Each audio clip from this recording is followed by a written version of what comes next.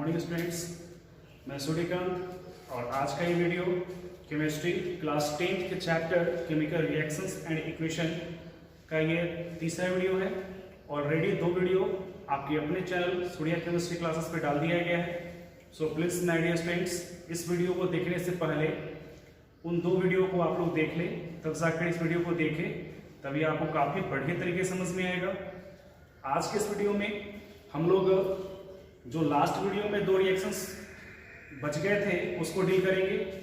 हम लोग types of chemical reaction को पढ़ रहे थे, जिसमें आपका कॉम्बिनेशन रिएक्शन, डिकम्पोजिशन रिएक्शन, फिर डिकम्पोजिशन में जो 3 पार्ट बताया गया था, photo decomposition, thermal decomposition, electrolysis, उसके बाद डिस्प्लेसमेंट रिएक्शन, फिर डबल डिस्प्लेसमेंट और ऑक्सीडेशन रिडक्शन रिएक्शन, जिसमें आपका डिस्प्लेसमेंट रिएक्शन तक इससे पहले वाले वीडियो में कवर कर लिया गया था। आज हम देखेंगे double displacement reaction. Double displacement reaction तो आप देखिए, ये भी एक प्रकार का डिस्प्लेसमेंट रिएक्शन ही है। आप जैसे फर्स्ट में देखे थे डिस्प्लेसमेंट, वैसे यहाँ भी मिलेगा, बस अंतर इतना ही है, वहां पर कोई एक एलिमेंट दूसरे एलिमेंट को डिस्कस कर रहा था, यहाँ पर 2 कंपाउंड आपस में मिलेंगे। डेफिनेशन के थ्रू इसको देखेंगे। When 2 compound react with each other with the help of exchange of ions are called double displacement reaction। ध्यान से देखिएगा, जब कोई 2 कंपाउंड, 2 से अधिक भी हो सकता है, लेकिन इसके लिए कम से कम 2 कंपाउंड चाहिए। जब कोई 2 कंपाउंड आपस में अपने आयन के अदला बदली से रिएक्शन करे तो वह रिएक्शन हमारा डबल डिस्प्लेसमेंट रिएक्शन कहलाता है। एक से ध्यान दीजिएगा, एक्सचेंज ऑफ आयंस, यानी कि 2 कंपाउंड के बीच आयन का अदला बदली होगा। जैसे एग्जांपल में देखते हैं हम लोग, अगर हम NaOH का रिएक्शन HCl से कराएं, NaOH का रिएक्शन किससे कर रहे हैं हम लोग? HCl से। तो ये जो NaOH है, ये एक कंपाउंड, ये एक कंपाउंड, 2 कंपाउंड हो गए। अब ये दोनों अपने अपने आयन का एक्सचेंज करेंगे, मतलब इसका पॉजिटिव आयन, जिसको हम कैटायन कहते हैं, वो इसके एनायन से रिएक्शन करेगा और इसका कैटायन इसकी एनायन से रिएक्शन करेगा। मतलब इसका कैटायन कौन है आपका? सोडियम।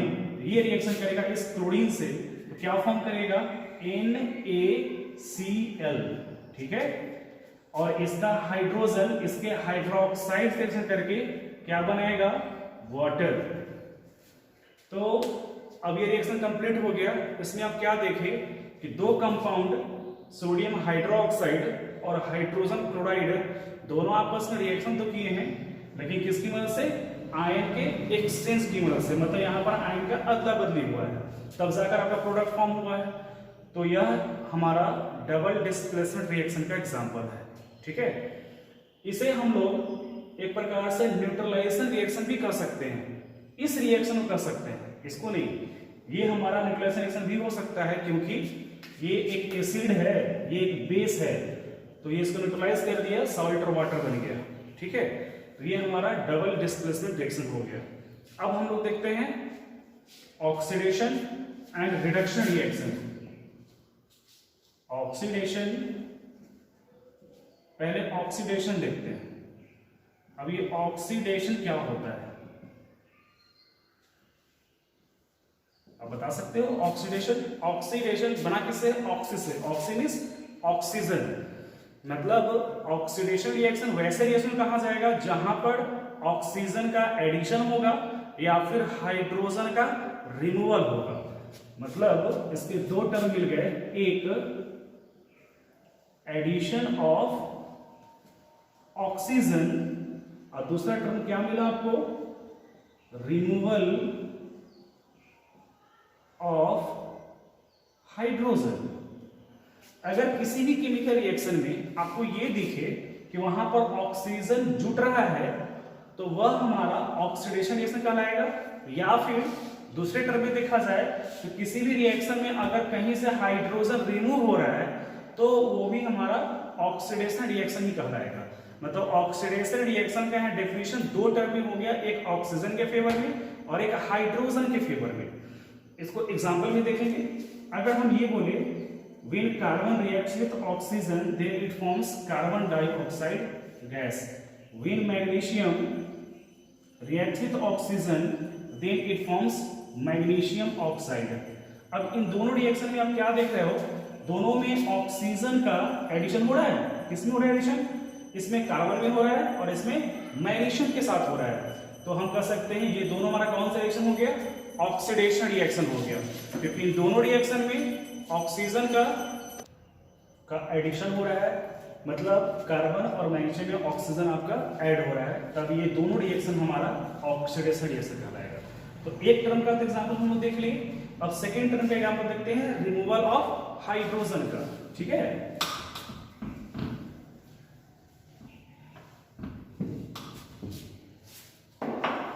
अब देखते हैं इस रिएक्शन में। देखिए H2S यानी हाइड्रोजन सल्फाइड क्लोरीन से रिएक्शन कर रहा है, तो फॉर्म कर रहा है HCl और सल्फर। अब इस रिएक्शन में आप क्या देख रहे हो कि हाइड्रोजन का रिमूवल हो रहा है। कहां हो रहा है? यहां पर देखिए इस रिएक्शन में H2S और यहां पर आप ध्यान दो क्या बना है? सल्फर। तो हाइड्रोजन सल्फाइड से जो ये सल्फर बना आपका, तो सल्फर कैसे बना? इसमें से हाइड्रोजन बाहर निकला तब तो सल्फर बचा आपका। तो यहां पर रिमूवल ऑफ हाइड्रोजन हो रहा है, तो ये भी टर्म हमारा क्या कहलाएगा? ऑक्सीडेशन रिएक्शन कहलाएगा। इस प्रकार addition of oxygen and removal of hydrogen are the terms of oxidation reaction. Complete है। अब हम लोग देखते हैं रिडक्शन रिएक्शन।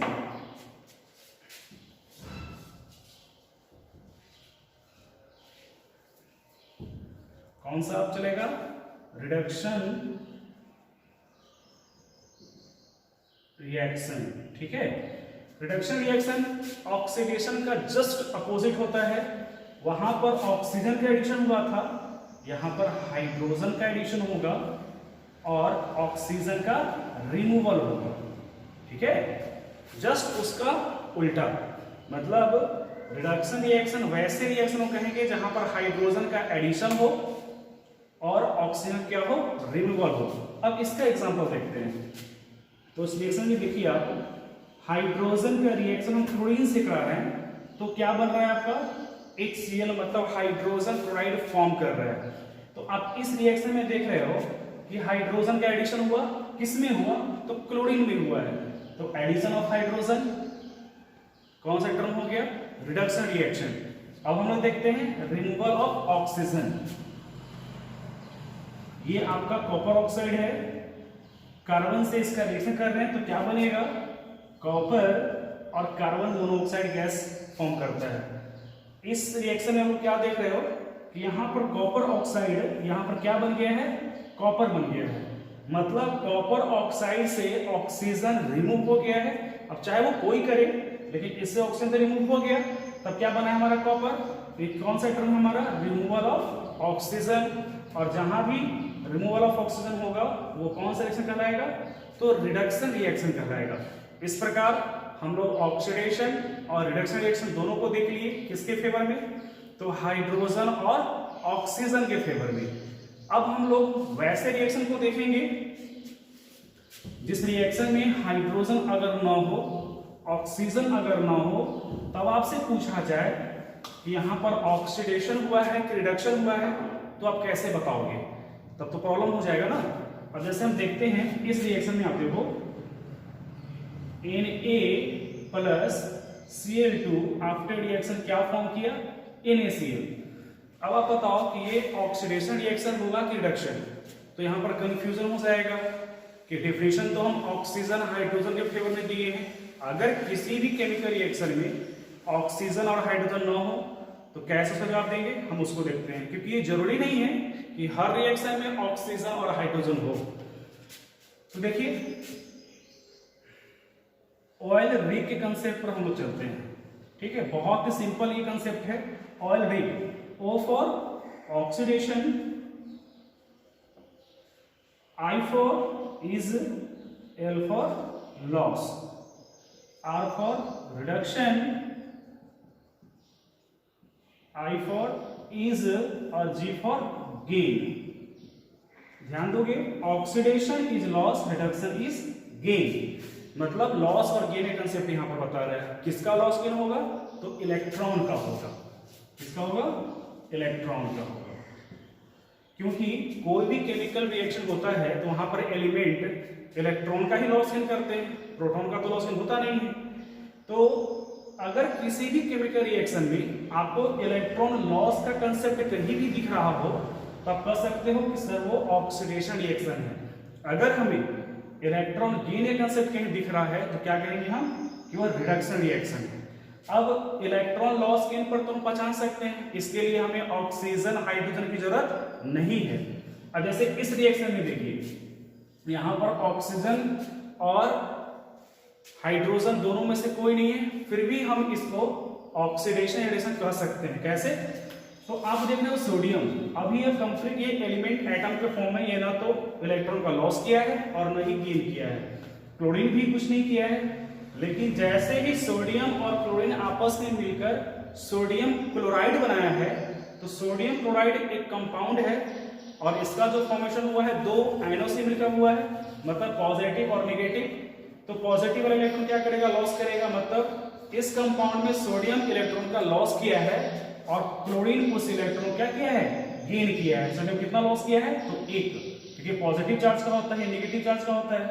सोडियम एक लॉस किया और क्लोरीन उस एक को क्या किया है? गेन किया है। तो यहां से लेकर यहां तक किसका कंसेप्ट आया? Loss of electron. ठीक है, यहां से यहां तक लॉस ऑफ इलेक्ट्रॉन का कंसेप्ट आ गया। अब देखिए इलेक्ट्रॉन का लॉस कहां होता है? तो ऑक्सीडेशन में। कंप्लीट है, इस बेस पर हम कह सकते हैं ये ऑक्सीडेशन रिएक्शन है। अब हम देखते हैं ये तो लॉस किया, तो गेन कौन किया? ये क्लोरीन गेन किया है, मतलब यहां से यहां तक किसका कंसेप्ट है? गेन ऑफ इलेक्ट्रॉन का, गेन ऑफ इलेक्ट्रॉन। तो यहां क्या देखें कि एक लॉस कर रहा है, एक गेन कर रहा है। तो यहां पर आप ये भी कह सकते हो कि सर ये रिडक्शन रिएक्शन है, क्योंकि यहां पर इलेक्ट्रॉन गेन भी हो रहा है डिफ्यूजन के हिसाब से। तो इस बेसिस पर यह हमारा ऑक्सीडेशन भी है और रिडक्शन भी है। तो जब हमारा केमिकल रिएक्शन ऑक्सीडेशन रिडक्शन दोनों को फुलफिल कर रहा है तो उसको क्या बोलेंगे हम लोग? रिडॉक्स रिएक्शन बोलेंगे। क्या बोलेंगे? Redox reaction. Redox means RED का मतलब रिडक्शन और ऑक्स का मतलब ऑक्सीडेशन। जब भी ऑक्सीडेशन और रिडक्शन रिएक्शन होता है वो दोनों प्रक्रिया हमेशा साथ साथ होती है, क्योंकि अभी जो आप इससे पिछला डिफिनेशन देखें एडिशन ऑफ ऑक्सीजन, तो एक तरफ क्या पर है? Removal of oxygen. अगर कहीं पर ऑक्सीजन जुट रहा है इसका मतलब कहीं से तो वो हट रहा है बाहर।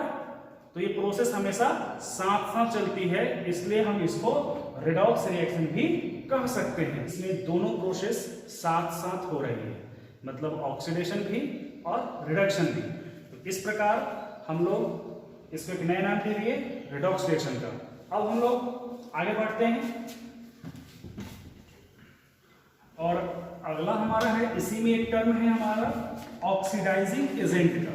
किसका? Oxidising agent. ठीक है, आप लोग इसको ऑक्सीडेंट भी कह सकते हो। क्या कह सकते हैं इसको? ऑक्सीडेंट। अब बात करते हैं ये ऑक्सीडाइजिंग एजेंट या फिर ऑक्सीडेंट क्या होता है। हमसे पता चल रहा है ऑक्सीडाइजिंग एजेंट मतलब एक एजेंट की बात यहाँ पे हो रही है। इसको डेफिनेशन में ऐसे देख सकते हैं, an oxidising agent is an electron acceptor. मतलब ऑक्सीडाइजिंग एजेंट क्या होता है? तो इलेक्ट्रॉन एक्सेप्टर होता है, वो इलेक्ट्रॉन को एक्सेप्ट करने का काम करता है। ध्यान सुनोगे, an oxidising agent is an electron acceptor. Oxidising agent एक इलेक्ट्रॉन एक्सेप्टर होता है। आप इसको इस टर्म में समझ सकते हो कि it is that substance which is reduced in any chemical reaction.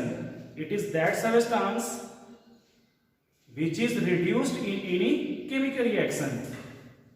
Oxidising agent उस सब्सटेंस को कहा जाता है जो किसी भी केमिकल रिएक्शन में रिड्यूस्ड होता है या फिर जिसका रिडक्शन होता है उसे ऑक्सीडाइजिंग एजेंट कहा जाता है, और जिसका ऑक्सीडेशन होगा वो रिड्यूसिंग एजेंट कहलाएगा। आगे आपका है रिड्यूसिंग एजेंट या फिर रिडक्टेंट, ये दो टर्म था आपका, ऑक्सीडाइजिंग एजेंट और रिड्यूसिंग एजेंट। तो ऑक्सीडाइजिंग एजेंट का क्या देखे आप कि an oxidising agent is an electron acceptor, ये इलेक्ट्रॉन एक्सेप्टर है, तो ये हमारा इलेक्ट्रॉन डोनर होगा। ये reducing agent is an electron donor, ये इलेक्ट्रॉन डोनेट करता है, तो ये इलेक्ट्रॉन एक्सेप्ट करता है। ये वैसे सब्सटेंस को कहा जाता है जिसका केमिकल रिएक्शन में रिडक्शन होता है, जिसका रिडक्शन होगा वो ऑक्सीडाइजिंग एजेंट, तो ठीक इसका उल्टा जिसका ऑक्सीडेशन होगा वो रिड्यूसिंग एजेंट। फिर एक बार देखेंगे, जिस केमिकल रिएक्शन में जिसका ऑक्सीडेशन होता है रिड्यूसिंग एजेंट, जिसका रिडक्शन होता है ऑक्सीडाइजिंग एजेंट। ठीक है, हम इसको एग्जांपल के थ्रू देखते हैं। जैसे अगर ये लिखा जाए CuO plus C, after reaction क्या बना था हमारा Cu और Cu। ठीक है, इस रिएक्शन में हम लोग देखते हैं कि कौन सा हमारा रिड्यूसिंग एजेंट है और कौन सा ऑक्सीडाइजिंग एजेंट है। तो अब ऐसा करो, पहले आप इसमें ये देखो सब्सटेंस ऑक्सीडाइज्ड, पहले जो ऑक्सीडाइज सब्सटेंस है उसको फाइंड कर लेते हैं, फिर सब्सटेंस रिड्यूस्ड, उसके बाद हम लोग ऑक्सीडाइजिंग एजेंट और फिर रिड्यूसिंग एजेंट फाइंड करते हैं। ठीक है,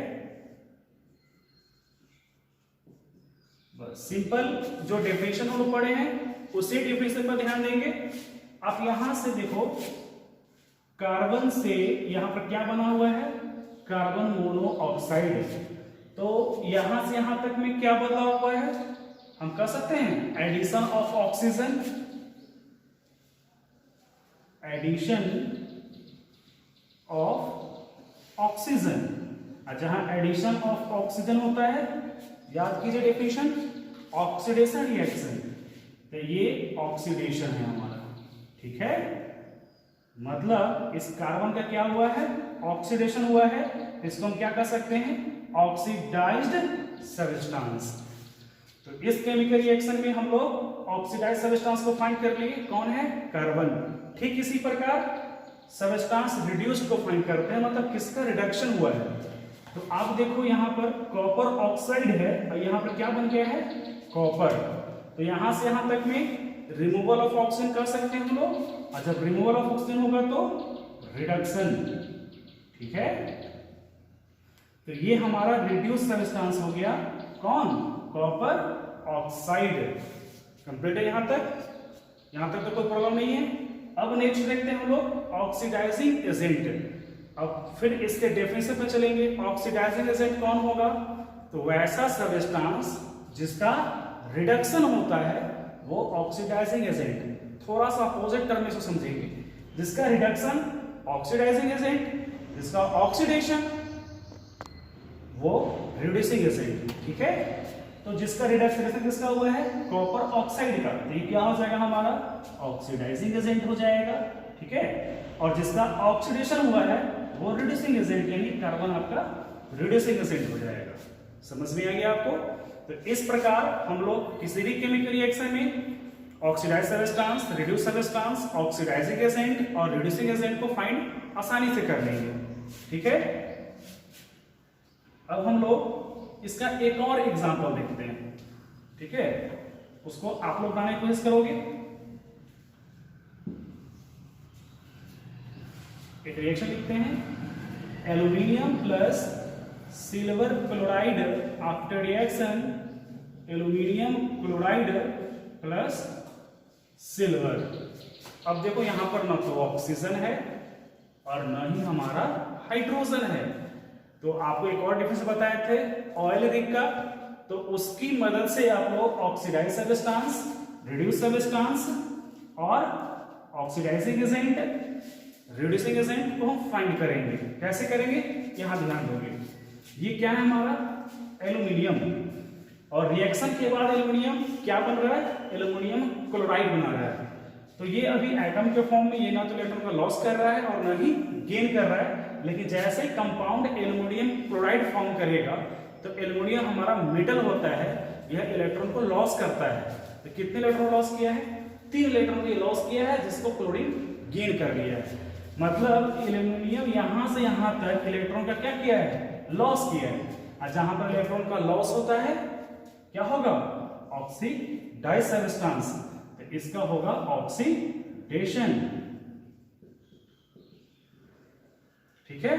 यहां पर सिल्वर क्लोराइड कंपाउंड है, तो सिल्वर इसमें इलेक्ट्रॉन लॉस किया होगा और क्लोरीन उस एक को गेन किया हुआ है।